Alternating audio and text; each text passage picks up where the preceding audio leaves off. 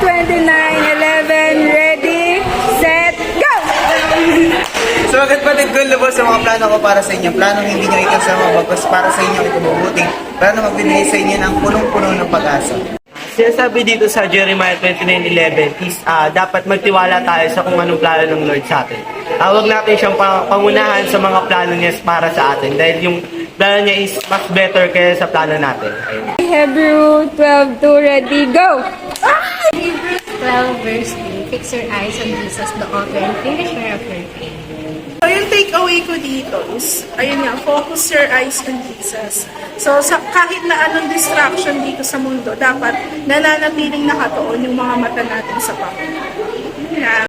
Matthew 6:33, ready, set, go!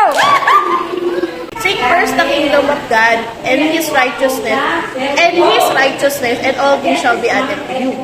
Yung take-away ko dito na kailangan natin na unahin ang Lord sa lahat. No? Especially lahat ng mga gawain, di ba?